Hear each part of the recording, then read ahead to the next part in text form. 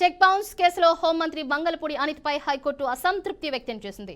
ఫిర్యాదుదారుతో రాజీ కుదిరిందని, ఈ నేపథ్యంలో తనపై విశాఖపట్నం 7వ స్పెషల్ మెజిస్ట్రేట్ కోర్టులో ఉన్న కేసు ప్రొసీడింగ్స్ ను కొట్టివేయాలని కోరుతూ హోంమంత్రి అనిత హైకోర్టులో పిటిషన్ దాఖలు చేశారు. అయితే ఏం రాజీ కుదిరిందో చెప్పకుండా రాజీ కుదిరిందని చెప్పేస్తే సరిపోదని హైకోర్టు వ్యాఖ్యానించింది. ఈ సందర్భంగా కోర్టులో కేసు వేసిన వేగి శ్రీనివాసరావుతో హైకోర్టు స్వయంగా మాట్లాడింది. మీ మధ్య రాజీ కుదిరిందా అంటూ ఆయనను ప్రశ్నించింది. అయితే అనిత తనకు ఇవ్వాల్సిన డబ్బు ఇస్తారని అనుకుంటున్నానని శ్రీనివాసరావు బదులిచ్చారు. అందుకే రాజీ అంటే సరేనన్నానని తెలిపారు. ఏం రాజీ కుదిరిందని న్యాయస్థానం ప్రశ్నించగా అనిత తరపు న్యాయవాది సతీష్ స్పందిస్తూ కుదిరిన రాజీ ప్రకారం వేగి శ్రీనివాసరావు చెక్ బౌన్స్ కేసును కొనసాగించడానికి వీల్లేదని, భవిష్యత్తులో కూడా ఎలాంటి కేసులు వేయడానికి వీల్లేదని తెలిపారు. దీనిపై న్యాయస్థానం స్పందిస్తూ ఇది రాజీ ఎలా అవుతుందని ప్రశ్నించింది.